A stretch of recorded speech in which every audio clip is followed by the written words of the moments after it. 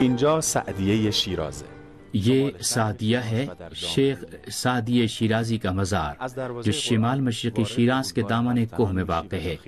دروازہ قرآن سے گزر کر ہفتنان بولیوارڈ میں داخل ہوں گے، خیابان بوستان کی انتہا تک سفر جاری رکھیں گے۔ خیابان بوستان کے انتہائی سرے پر شیخ سعدی علیہ الرحمہ کا مزار جلوہ نمائی کر رہا ہے۔ شیخ سعدی نے 40 سال تک دنیا کی سیر و سیاحت اور تجربات جمع کرنے کے بعد اس مقام کا انتخاب کیا اور اپنی عمر کے آخر تک یہاں رہے، اور آج یہ سرزمین ایران کا اہم ترین سیاحتی مقام اور قومی ورثہ ہے۔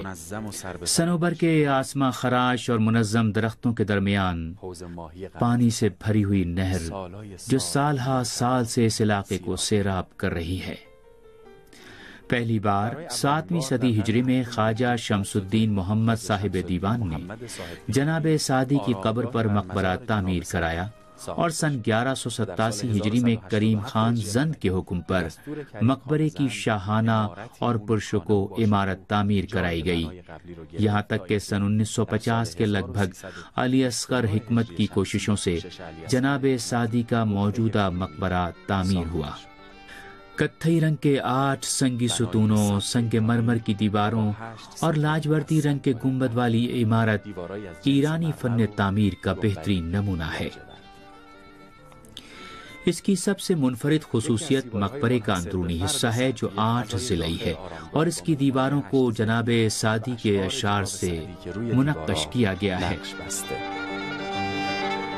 شہر شیراز کے معروف شاعر شوریدہ شیرازی کا مزار بھی شیخ سعدی کے مزار کے برابر میں واقع ہے، اور اسے ایک راہداری کے ذریعے ایک دوسرے سے ملایا گیا ہے۔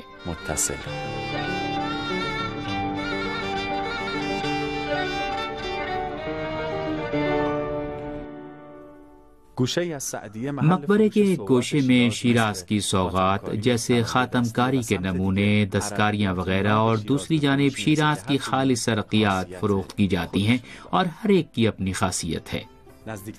قریب ترین ہوٹل کا فاصلہ شیخ سعدی کے مزار سے محض 15 منٹ کا ہے، جہاں ایک یادگار سفر کے لیے تمام سہولتیں موجود ہیں۔